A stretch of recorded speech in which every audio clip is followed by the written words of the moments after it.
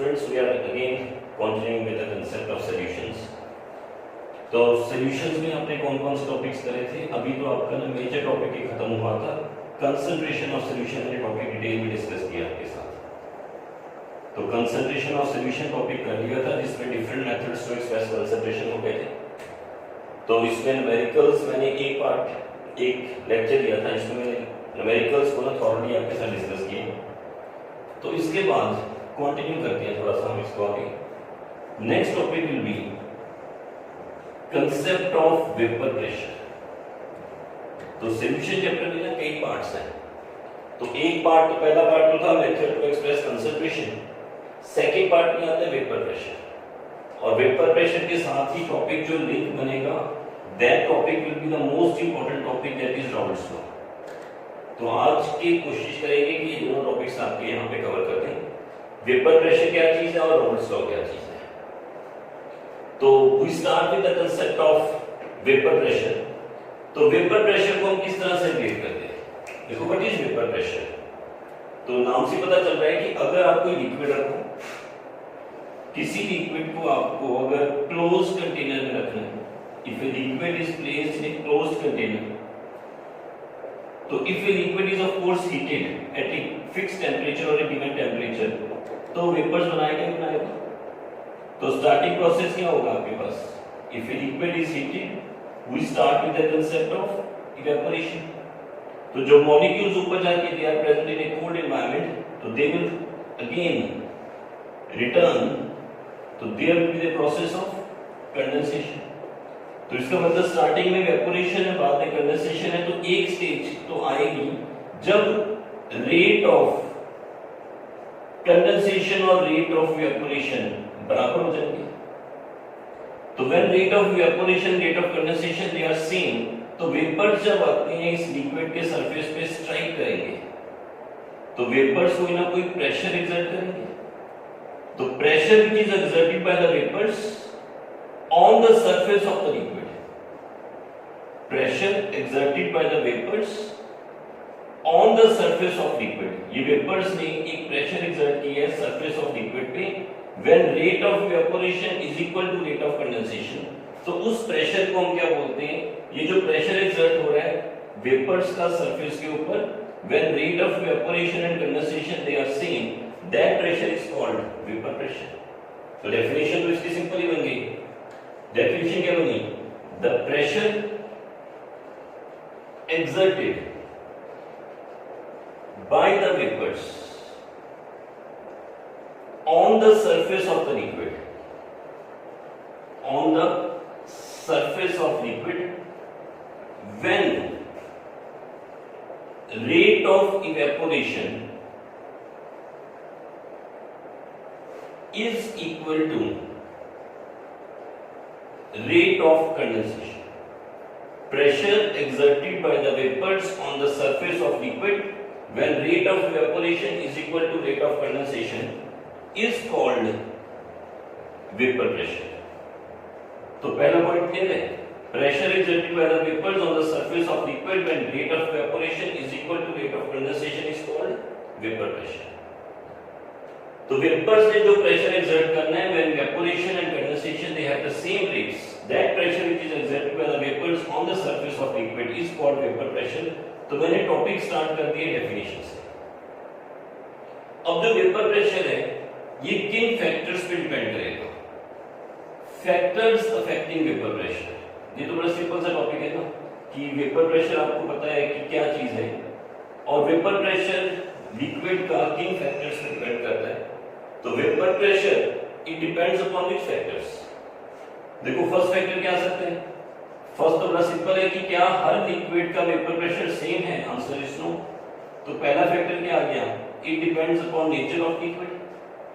तो vapour pressure depends upon nature of liquid. तो nature of liquid का मतलब क्या है? देखो ना वेपर्स कब बनेंगे? जब वेपोरेशन होगी। तो क्या सबकी वेपोरेशन सेम होती है?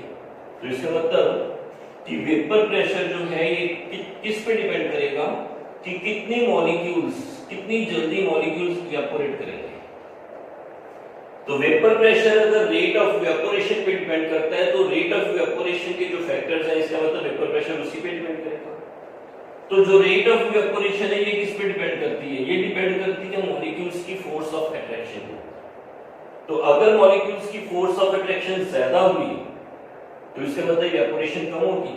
तो इसका मतलब ये डिपेंड करेगा inversely proportional to intermolecular forces of attraction between the molecules.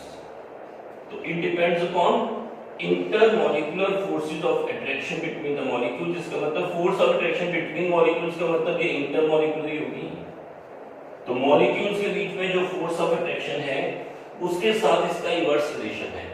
तो फोर्स ऑफ अट्रैक्शन देखो दो तरह से होती है। एक होती है हमारे पास strong forces. Strong forces of attraction कौन सी होती है? Hydrogen bonding. तो इसका मतलब जिसमें हाइड्रोजन बॉन्डिंग होगी उसमें इवेपोरेशन का रेट क्या होगा? अगर किसी लिक्विड में liquids having strong forces that is hydrogen bonding, they have less rate of evaporation. Naturally वो इवेपोरेट कम ही करेंगे। Therefore they have low vapour pressure. तो इसका मतलब जिसमें हाइड्रोजन बॉन्डिंग होगी उसमें वेपर प्रेशर कम होगा, इसलिए हम उसे बोल सकते हैं कि वेपर्स तो बनाता है बट कम बनाता है। इसका मतलब वो लेस वोलेटाइल है। तो इसका मतलब जो कंपोनेंट लेस वोलेटाइल है इसका मतलब उसमें वेपर्स बनाने की कैपेसिटी कम हो जाएगी।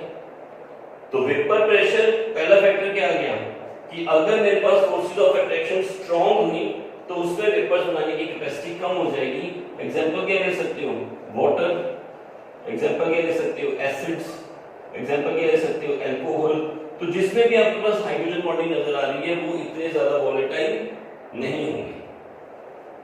दूसरा, अगर मॉलिक्यूल्स में है weak van der Waals forces, तो अगर weak van der Waals forces present है तो इसका मतलब देयरफॉर दे हैव,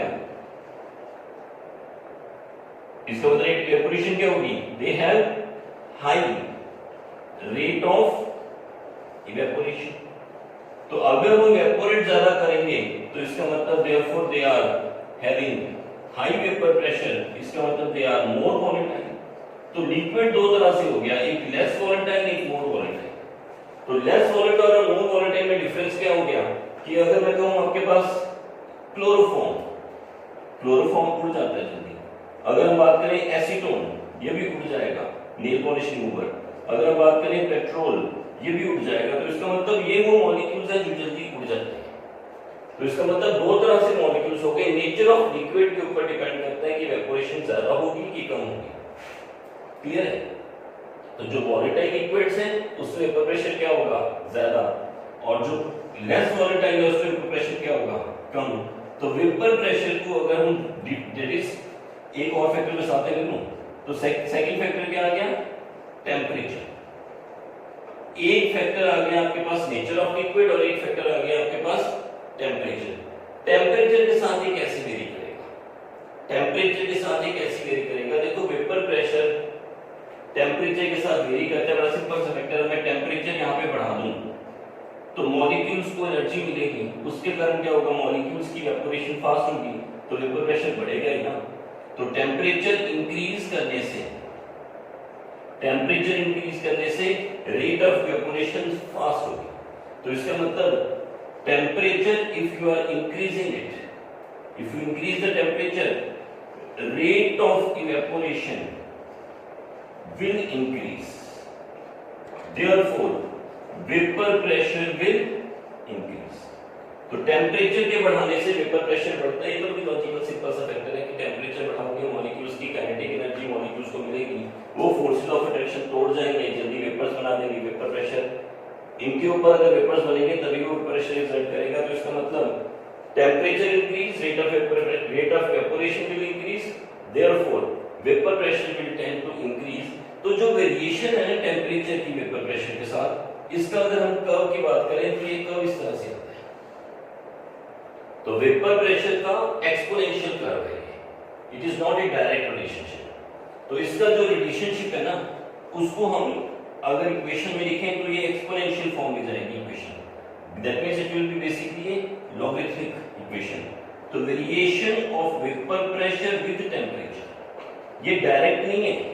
डायरेक्ट हम बोलते हैं that is P is direct proportional to T straight line, वो ऐसा नहीं है। तो variation of vapour pressure in temperature is given bye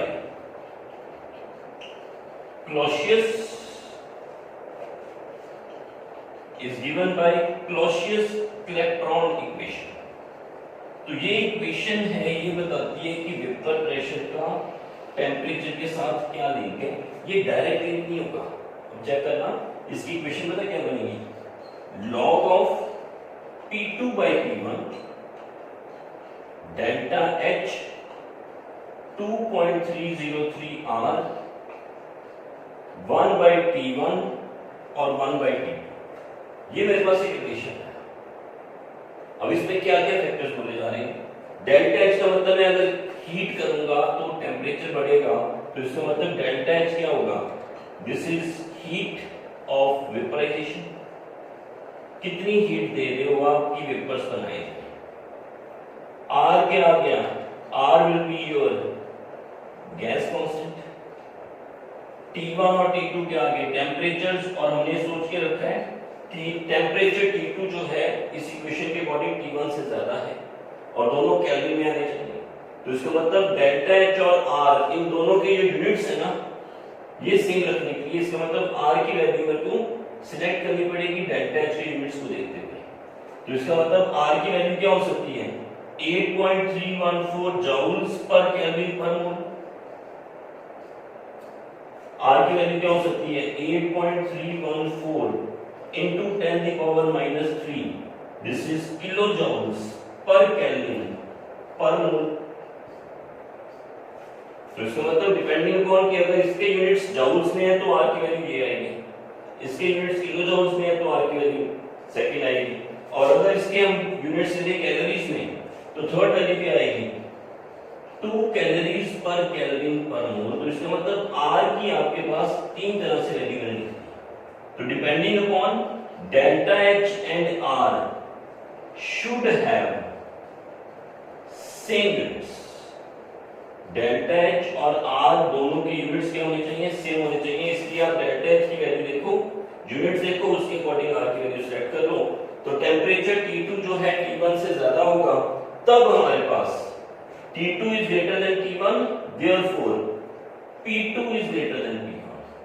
तो ये हमारे पास इक्वेशन है जो कह रही है कि टेम्परेचर बढ़ाओगे तो वेपर प्रेशर बढ़ेगा, टेम्परेचर बढ़ाओगे तो वेपर प्रेशर बढ़ेगा।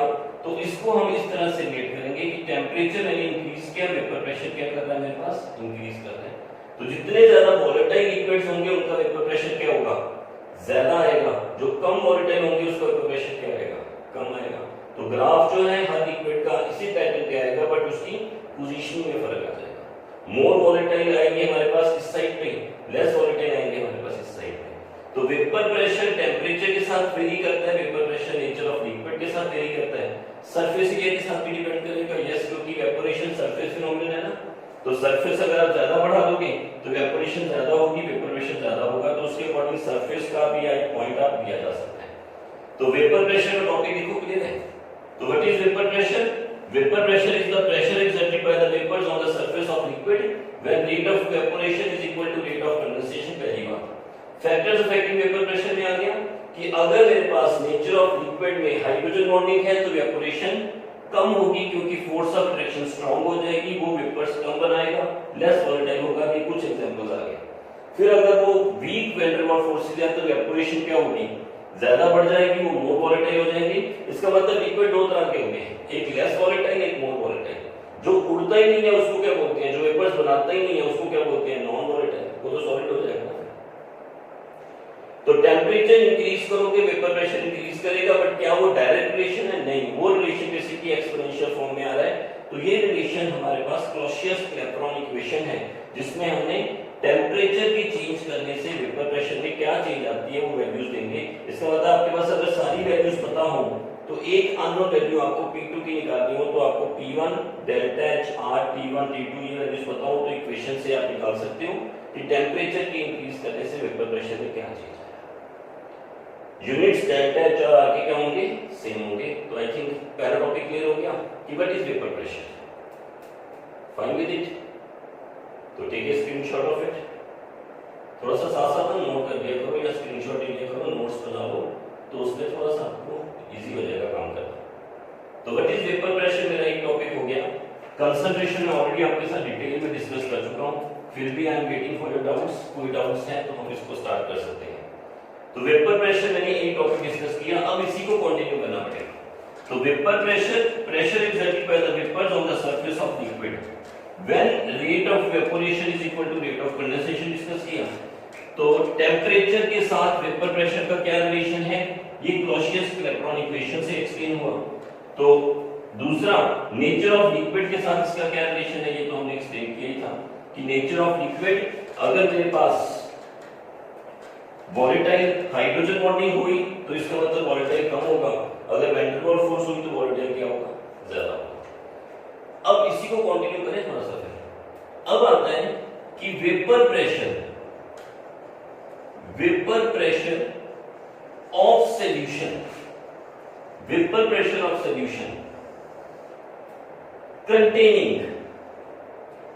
Non volatile solute, vapour pressure of solution containing non volatile solute, इसको थोड़ा सा रिलेट करते हुए टॉपिक में एक स्टेप आगे ले गया।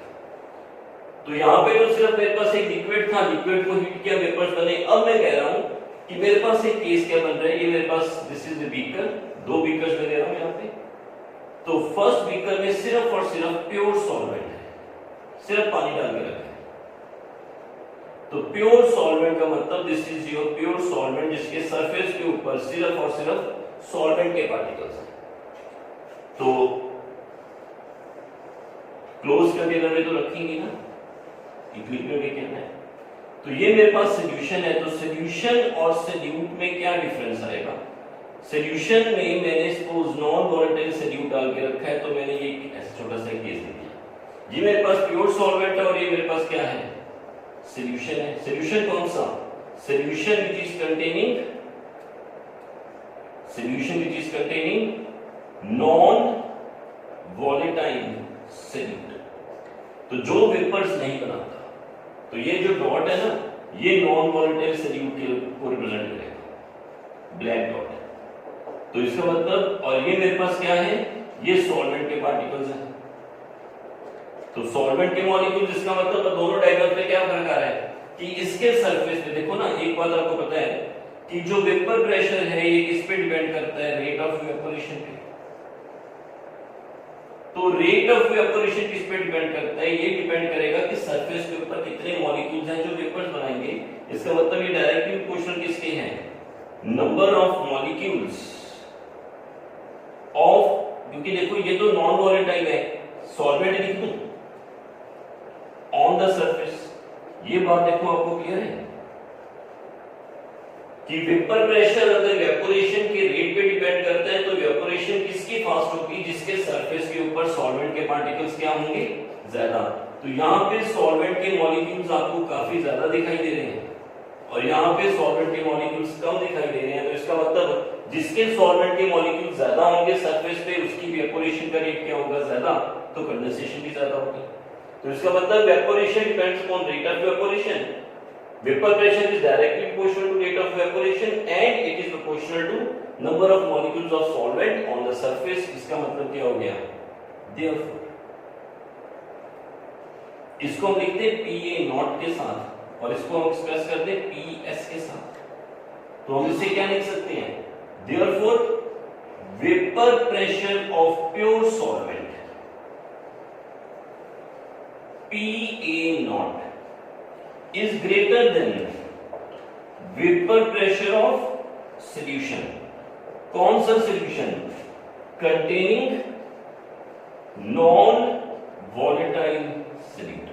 तो vapor pressure of pure solvent PA naught is greater than vapor pressure of solution, that is PS। तो vapor pressure of pure solvent PA naught is greater than vapor pressure of solution, that is PS। Reason क्या है, because जो solution है, solution contains non volatile solute on its surface. उससे क्या होगा, therefore जितने molecules non volatile के ऊपर सरफेस के ऊपर आएंगे, उसका मतलब क्या होगा, therefore number of molecules of solvent on the surface decrease. Number of molecules of solvent on the surface will decrease. उससे क्या होगा? Therefore, rate of evaporation decrease. Therefore, vapor pressure of solution will decrease. तो ये देखो बात clear है कि solution का वेपर प्रेशर प्योर सॉल्वेंट के वेपर प्रेशर से कम है, इसका मतलब दोनों में से किसका वेपर प्रेशर ज्यादा? दोनों में से प्योर सॉल्वेंट का वेपर प्रेशर क्या है? ज्यादा है सॉल्यूशन से। रीजन क्या है कि सॉल्यूशन के सरफेस के ऊपर नॉन वोलेटाइल सॉल्यूट है जो वेपर्स नहीं बनाएगा, तो इसमें जो वेपर्स बनाने वाले मॉलिक्यूल्स हैं वो कम है, तो इवेपोरेशन कम होगी। अगर इवेपोरेशन कम होगी तो इसका मतलब वेपर प्रेशर सॉल्यूशन का क्या होगा? कम होगा as compare to pure solvent, अगर उसमें नॉन वोलेटाइल सॉल्यूट रखा हुआ है तो इस चीज को ना हम एक साइंटिस्ट के नाम के ऊपर ले जाएं। This is called Babo's law. तो बेबूज लॉ का मतलब क्या हो गया कि vapour pressure of solution containing non volatile solute, तो vapour pressure of solution containing non volatile solute, ये हमारे पास क्या होगा? लेस ही हो जाएगा, is less than vapour pressure of pure solvent. तो इसका मतलब इसको हम ऐसे भी कह सकते थे कि नॉन वोलेटाइल सॉल्यूट के ऐड करने से सॉल्यूशन का वेपर प्रेशर कम हो जाता है। ये बेबूज की लॉ के फॉर्म बोल सकते हैं। तो इसका मतलब presence of non volatile solute will lower the vapour pressure of solution. तो इसको ऐसे भी लिख सकते हैं, that is due to presence of non-volatile solute, due to presence of non-volatile solute, vapor pressure of solution tends to decrease. तो solute के आने से, नॉन वोलेटाइल सॉल्यूट के आने से वेपर प्रेशर सॉल्यूशन का क्या होगा? डिक्रीज कर जाएगा। इसको हमने नाम दे दिया बेबूज लॉ के फॉर्म। तो टॉपिक मेरा क्या चला? व्हाट इज वेपर प्रेशर, ये हो गया। वेपर प्रेशर टॉपिक मैंने एक्सप्लेन कर दिया, उसके बाद वेपर प्रेशर के फैक्टर्स एक्सप्लेन कर दिए, फिर सॉल्यूशन और प्योर सॉल्वेंट में से किसका वेपर प्रेशर ज्यादा है, किसका वेपर प्रेशर कम है, तो ये हमने एक्सप्लेन कर दिया कि वेपर प्रेशर सॉल्यूशन का जिसमें सॉल्यूट प्रेजेंट है वो कम है as compare to that of the pure solvent. Reason क्या आ रहा है कि जितने सरफेस के ऊपर पार्टिकल्स ज्यादा आ जाएंगे नॉन वोलेटाइल के, तो सॉल्वेंट के पार्टिकल्स इसमें कम हो जाएंगे। इसका मतलब इसमें जो मॉलिक्यूल्स इवेपोरेट करेंगे वो कम हो जाएंगे, तो रेट ऑफ इवेपोरेशन कम हो गया, वेपर प्रेशर कम हो गया। तो सॉल्यूट ऐड करते जाओ नॉन वोलेटाइल, तो वेपर प्रेशर सॉल्यूशन का कम हो जाएगा। इसको हमने किसमें लिखा? बेबूज लॉ के फॉर्म। तो इसका मतलब इसमें मैंने क्या एक्सप्लेन किया? इसमें मैंने एक्सप्लेन किया कि वेपर प्रेशर क्या टॉपिक है और वेपर प्रेशर किन फैक्टर्स पे डिपेंड करता है, और वेपर प्रेशर सॉल्यूशन और सॉल्वेंट में से किसका ज्यादा है, यहां तक हमने एक्सप्लेन किया। ठीक है, तो इसके नेक्स्ट लेक्चर में हम स्टार्ट करेंगे कि वेपर प्रेशर को सॉल्यूशन और सॉल्वेंट की तरफ लेके ना हम इसमें। तो अब सॉल्यूट ऐड करने से वेपर प्रेशर कम होता है, ये तो मैं एक्सप्लेन कर दिया। कितना कम होता है, क्या इसमें कोई रिलेशनशिप है? तो सॉल्यूट के ऐड करने से वेपर प्रेशर कम होता है, ये तो बेबूज बोल रहा है। कितना सॉल्यूट ऐड करो तो वेपर प्रेशर कितना कम होगा, इसका एक मैथमेटिकल रिलेशन आएगा। वो जो मैथमेटिकल रिलेशनशिप है वो हम एक्सप्लेन करेंगे राउल्स लॉ के फॉर्म में। ठीक है, that is to get your point.